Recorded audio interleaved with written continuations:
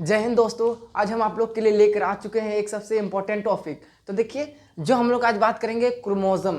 तो क्रोमोसोम क्या है? देखिए, हम लोगों ने कोशिका चैप्टर में केंद्रक पढ़ चुका था। अब उसके बाद हम लोग जब केंद्रक के जब अंदर पढ़ेंगे तब हमें मिलता है क्रोमोसोम यानी गुणसूत्र। तो चलिए उसको शुरू करते हैं। तो देखिए, जो गुणसूत्र है जिसको हम लोग इंग्लिश में क्रोमोसोम कहते हैं, तो जो ये मानव शरीर में, जो हम लोग का शरीर में जो क्रोमोसोम की जो संख्या है वो कितना है?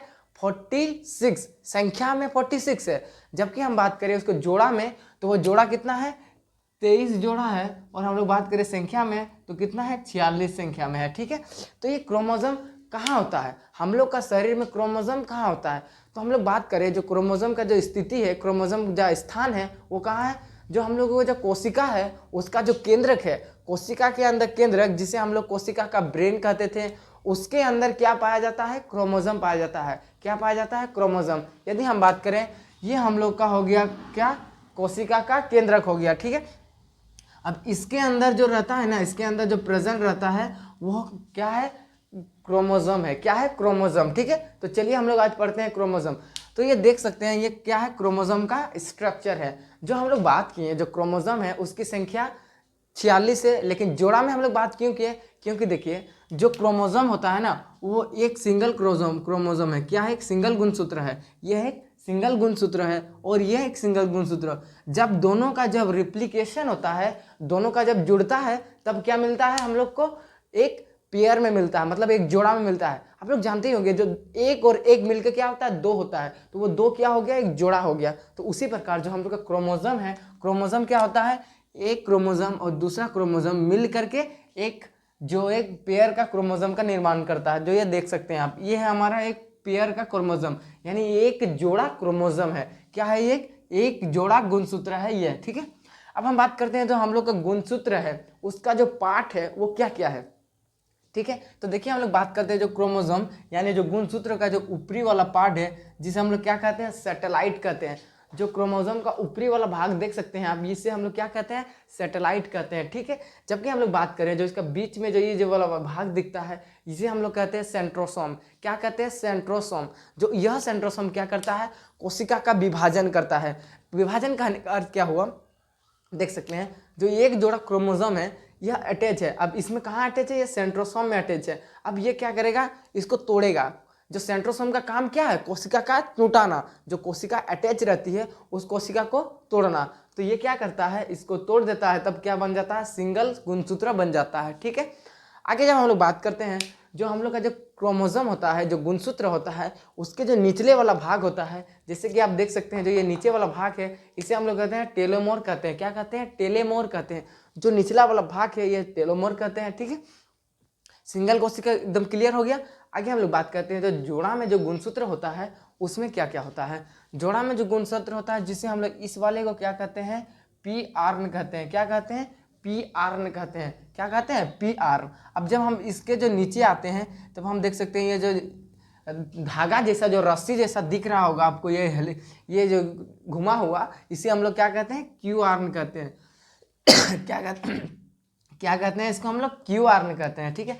जब हम लोग आते हैं, जब इसमें देखिए ये पूरा घना टाइप का दिखता है, आपको दिख रहा होगा ये पूरा घना टाइप का। अब जब इसके घना नीचे तरफ आते हैं तो हमें दिखता है यह टूट रहा है। क्या हो रहा है? ये जब, जैसे कि देख सकते हैं आप लोग, जो हम लोग का गुणसूत्र होता है, जब गुणसूत्र के जो सामने हम लोग का जो धागानुमा संरचना दिखाई देता है वो बहुत ही घना दिखाई देता है, मतलब पूरा आमने सामने चिपका हुआ दिखाई देता है। जब उसका धीरे धीरे धीरे आप दूर में जाते हैं, जो हम लोग का क्रोमोसोम जो होता है, गुणसूत्र होता है, वो धीरे धीरे दूर आता है, फैलने निकलता है, जो उसका रस्सी निकलने लगता है, तब क्या होता है? जो उसका साइज है वो फैलने लगता है। उसका साइज फैलने लगता है और फैलने के बाद क्या होता है? हमारा डीएनए का निर्माण होता है, जिसे हम लोग कहते हैं डीएनए। आगे हम लोग बताएंगे आपको कि ये डीएनए क्या है, आरएनए क्या है। ठीक है। तो यहाँ पर जब इसका निर्माण होता है उसे हम लोग क्या कहते हैं? डीएनए। देख सकते हैं आप लोग, फिर एक बार देखते हैं। यहाँ पर आया, यहाँ से क्या हुआ? एक धागानुमा संरचना निकलने लगा। धागानुमा संरचना बहुत ही जटिल हो जाता है। देखे नहीं आप लोग, जो हम लोग काथा सूता जिसे नहीं बोलते, वो रस्सी एकदम पूरा टाइट हो जाता है, वो क्या होता है? एकदम पूरा इकट्ठा एकदम जुट जाता है। उसी प्रकार जब हम उसको खोलने लगते हैं तो क्या होता है? वो धीरे धीरे धीरे फैलने लगता है। तो वही क्रोमोसोम क्या होता है? जब सामने इसका होता है तब इसका जो संरचना होता है, स्ट्रक्चर होता है, बहुत ही जटिल होता है, एकदम सिकुड़ा हुआ रहता है। उसके बाद क्या होता है? धीरे धीरे जैसे ही ये रस्सी आगे आता है तब ये फैलने लगता है, और फैलने के बाद ये इस प्रकार का स्ट्रक्चर बनाता है, संरचना इस प्रकार का बनाता है जिसे हम लोग क्या कहते हैं, डीएनए के नाम से जानते हैं। क्या कहते हैं, डीएनए के नाम से जानते हैं। ठीक है, आई होप आपको ये जो आकृति है ये पूरा क्लियर हो गया होगा।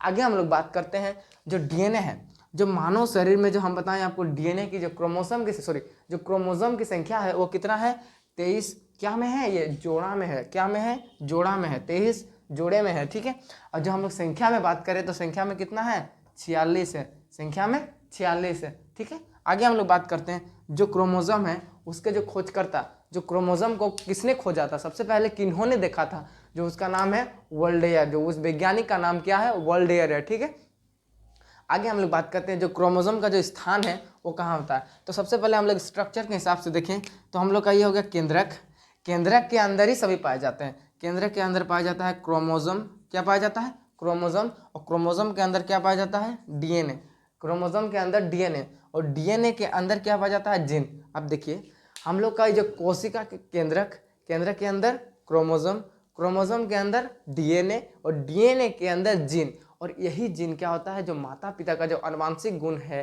कहने का मतलब जो माता पिता का गुण है वही गुण क्या होता है, अपने बच्चे पे ट्रांसफर होता है। कि अगर कोई उनका माता पिता अगर झगड़ालू है तो उसका बेटा भी आगे चलकर हो सकता है कि वो झगड़ालू बन जाए। तो ये क्या है, आनुवांशिक गुण, ये कौन करता है, ये जीन करता है। कौन करता है, जीन, जीन। ठीक है, आइए हम लोग बात करते हैं जीन के ऊपर। ठीक है, तो ये जीन के जो अंदर क्या होता है, माता पिता का गुण होता है, हमने आपको बता दिया। जो जीन के अंदर ही क्या होता है, माता पिता का गुण होता है। असल में जो ट्रांसफर होता है ना, एक जो अपने बच्चे पे ट्रांसफर होता है, जो माता पिता का जो बच्चे में ट्रांसफर होता है वो किसके थ्रू होता है, जीन के थ्रू ही होता है। यही जीन ही काम करता है, ये डीएनए काम नहीं करता। डीएनए से निकलता जीन है, जो डीएनए के अंदर क्या पाया जाता है, जीन पाया जाता है। ठीक है, आगे हम लोग बात करते हैं जीन जो बना है वो किस प्रोटीन से बना है, उसको हम लोग न्यूक्लियोटाइड प्रोटीन, क्या आता है, न्यूक्लियोटाइड प्रोटीन से बना होता है। कौन बना होता है, ये जीन किससे बना होता है, न्यूक्लियोटाइड प्रोटीन से बनाता है। अब हम बात करें जो जीन का जो खोजकर्ता था, जीन को सबसे पहले किन्होंने देखा, तो वो कौन थे, जोहानसन थे। जीन को जो जिन्होंने सबसे पहले देखा था वो व्यक्ति कौन थे, जोहानसन थे। ठीक है, चलिए एक बार फिर से रिवाइज कर लेते हैं हम लोग। जो सबसे पहले बात करें जो सेंट्रोसोम में, ये जो हम लोग का क्रोमोसोम है, पहले सिंगल देख लेते हैं। सिंगल क्रोमोसोम का जो ऊपरी भाग है उसे हम लोग क्या कहते हैं, सैटेलाइट कहते हैं। ऊपरी भाग को सैटेलाइट कहते हैं, और बीच वाले भाग को हम लोग कहते हैं सेंट्रोसोम कहते हैं, और जो सबसे नीचे वाला भाग होता है उसे कहते हैं टेलोमेर कहते हैं। क्या कहते हैं, टेलोमेर कहते हैं।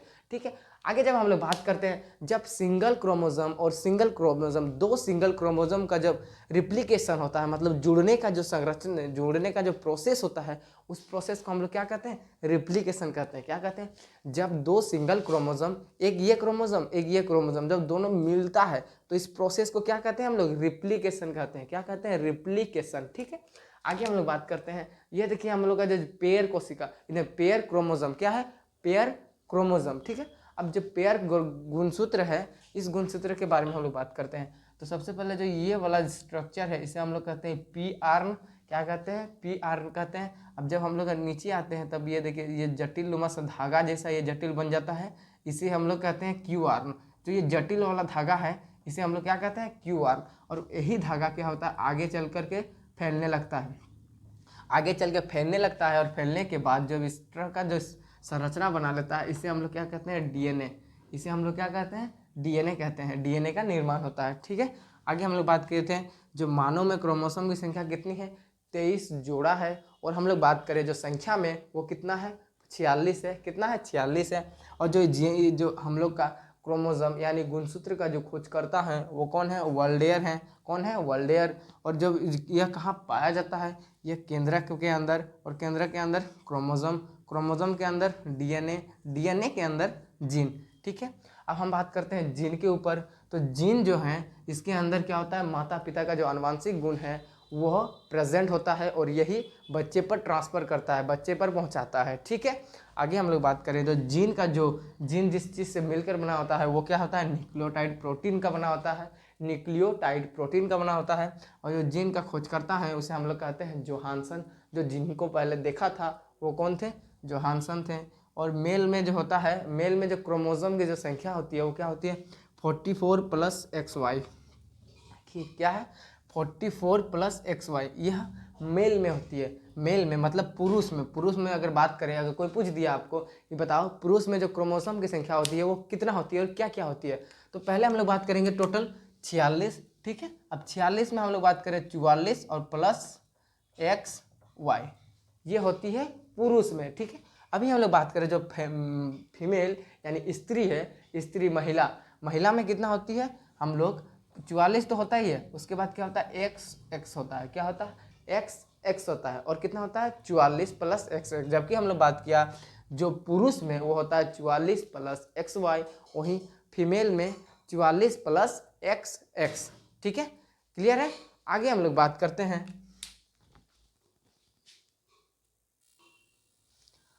अब हम बात करते हैं कुछ जीवों में क्या होता है, क्रोमोसोम की संख्या अलग अलग होती है। कुछ जीवों में क्या होता है, क्रोमोसोम की संख्या अलग अलग होती है, जैसे जानवरों में अलग, मानव में अलग, तो उस सब हम लोग आज बात करेंगे। तो सबसे पहले हम लोग बात करते हैं जो जीवाणु में होता है ना, जीवाणु में जो क्रोमोसोम की संख्या होती है वो कितना होता है, 1 होता है। जो जीवाणु में क्रोमोसोम की संख्या कितना होता है, 1 होता है। वही घरेलू मक्खी जो हम लोग घर में देखते हैं, जो मक्खी होता है, जो घर में जो मक्खी होता है उसका जो क्रोमोसोम की संख्या होता है वो कितना होता है, 12 होता है। कितना होता है, 12। वहीं अगर बात करें मटर का जो क्रोमोसोम की संख्या वो कितना होता है, 14 होता है। और नींबू का जो इसका क्या बोलते हैं, नींबू का जो गुणसूत्र की जो संख्या होती है वो होता है 18 और 36। हमने 18 और 36 क्यों लिखा, देखिए कुछ नींबू बड़े होते हैं, कुछ नींबू छोटे होते हैं, तो जो छोटे नींबू की जो संख्या है वो ऑब्वियसली छोटा होगा। जो नींबू छोटा है उसकी क्रोमोसोम की संख्या छोटा होगा, और जो नींबू बड़ा है उसकी जो क्रोमोसोम की संख्या बड़े 36 हो जाएगा। क्यों, क्योंकि वो बड़ा है। क्यों, ऐसा नहीं होता, आप लोग देखे होंगे जो नींबू 2 तरफ के होते हैं, एक बड़ा नींबू होता है और एक छोटा। ठीक है, तो छोटे वालों का क्रोमोसोम की संख्या कितना होता है, 18, और बड़े वाले का 36। ठीक है, आगे हम लोग बात करते हैं जो मेढक होता है, मेढक का जो क्रोमोसोम की संख्या होता है वो कितना होता है, 26 होता है। आगे आगे हम लोग अभी बात करेंगे चूहा, जो चूहा का क्रोमोसोम की संख्या कितना होता है, 40 होता है। चूहा का 40 होता है। और हमने बताया आपको जो मानव में क्रोमोसोम की संख्या वो आप बताइएगा, मानव में क्रोमोसोम की संख्या कितना होता है, जल्दी, मानव में क्रोमोसोम की संख्या 46 होता है। कितना होता है, 46। ठीक है, आगे हम लोग बात करते हैं जो घोड़ा होता है ना, घोड़ा में जो गुणसूत्र की संख्या कितना होता है, 64 होता है। कितना होता है, 64। आगे हम लोग बात करते हैं जो कबूतर है, कबूतर में जो क्रोमोसोम की संख्या कितना होता है, 80। कितना होता है, 80।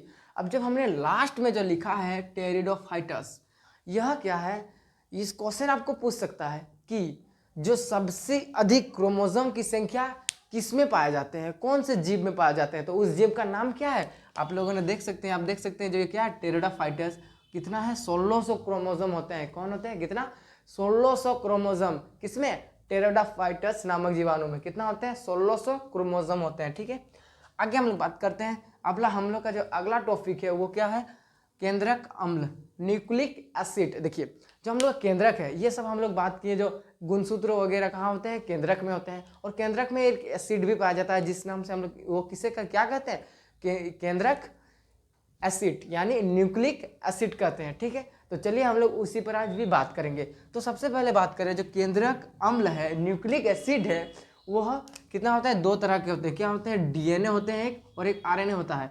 डीएनए और आरएनए, क्या होता है, डीएनए और आरएनए। केंद्रक में क्या होता है, एसिड पाया जाता है, क्या होता है, न्यूक्लिक एसिड के नाम से जो इंग्लिश हम लोग कहते हैं।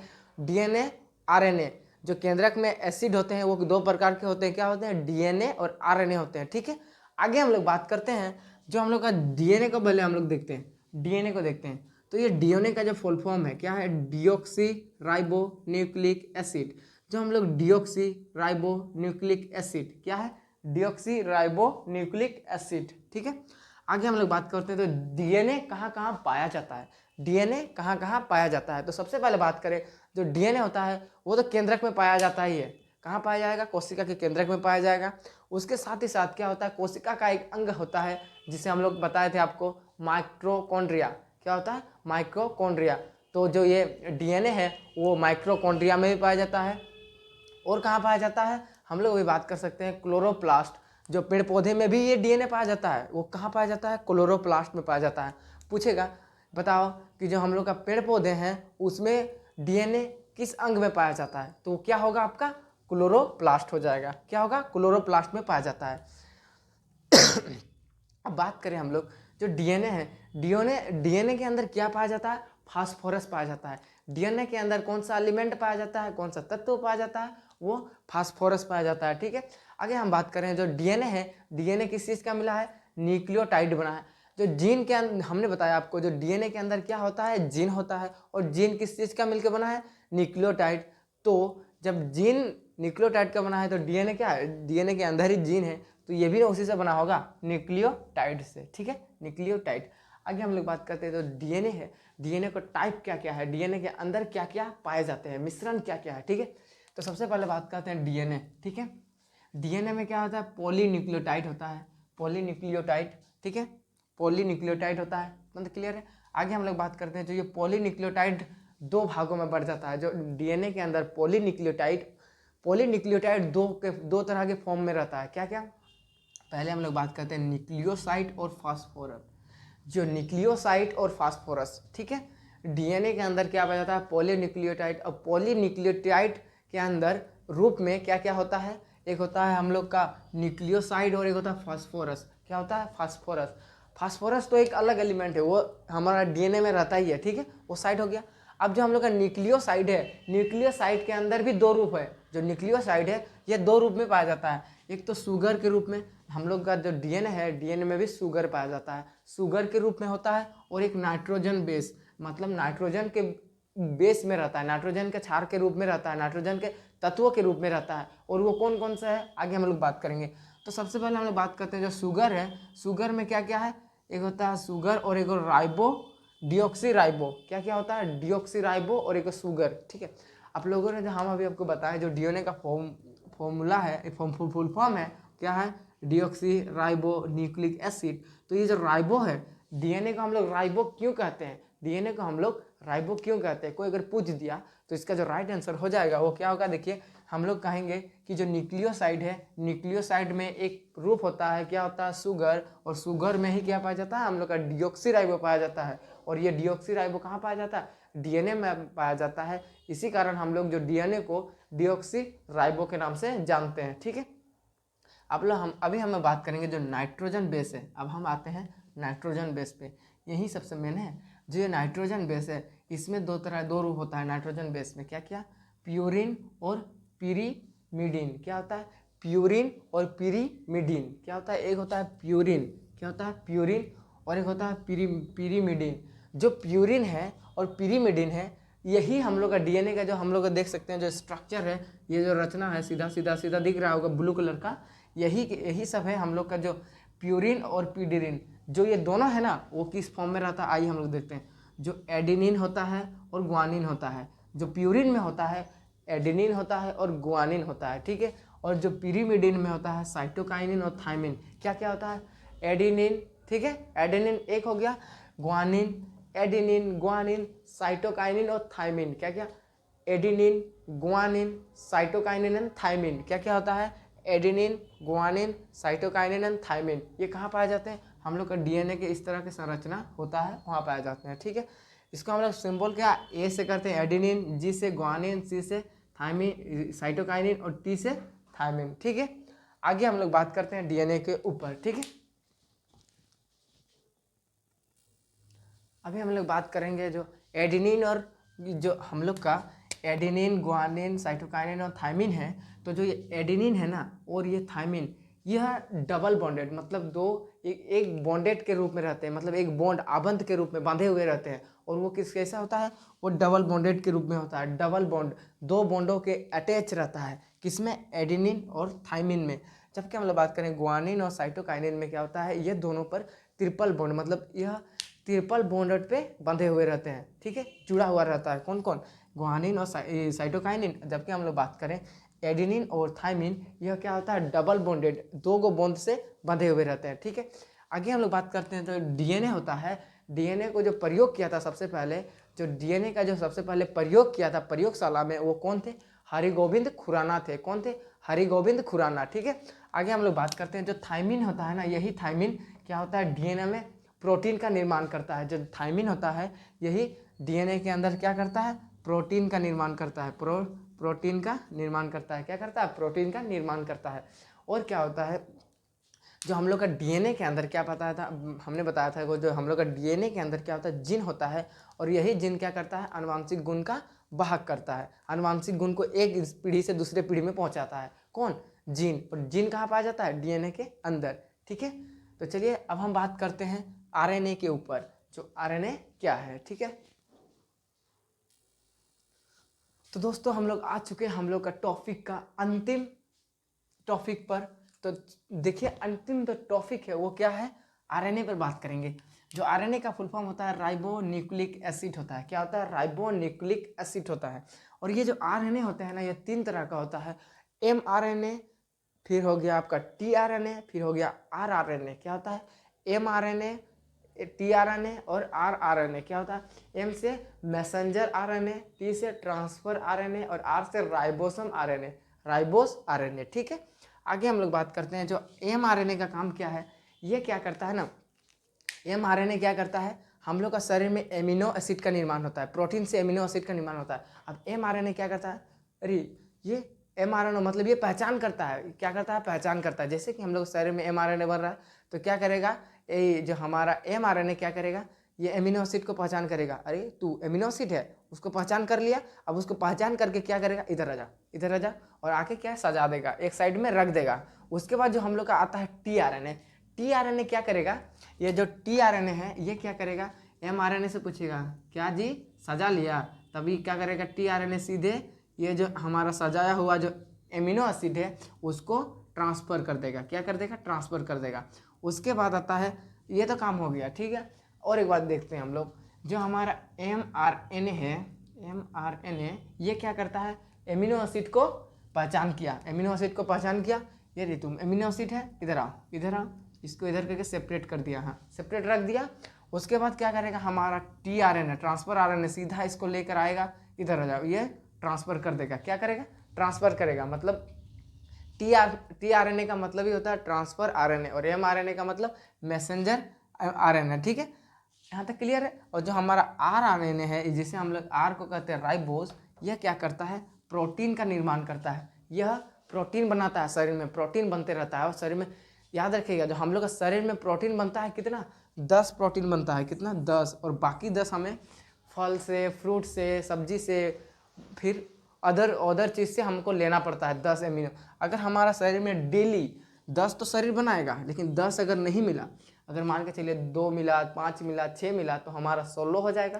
तो हम लोग का शरीर के लिए लाभदायक नहीं है। तो हमें क्या करना चाहिए, 10 तो हमारा शरीर बनाएगा, लेकिन 10 हमें पूरी तरह से लेना चाहिए डेली। कितना, 20 हो जाएगा, तब जाके हम लोग का शरीर एकदम फिट हो जाएगा। ठीक है, आगे हम लोग बात करते हैं जो डीएनए से आरएनए को जो ट्रांसफ़र करने की जो प्रक्रिया है, प्रोसेस है। कहने का मतलब हम लोग डीएनए को आरएनए में बदलने की जो प्रक्रिया क्या कहलाती है, ट्रांसक्रिप्शन कहलाती है। क्या कहलाती है, ट्रांसक्रिप्शन। वही बात करें आरएनए से डीएनए जबकि रिवर्स करते हैं तो क्या होगा, रिवर्स ट्रांसक्रिप्शन। क्या होगा, रिवर्स। डीएनए से आरएनए की बदलने की जो प्रक्रिया है उसे कहते हैं ट्रांसक्रिप्शन।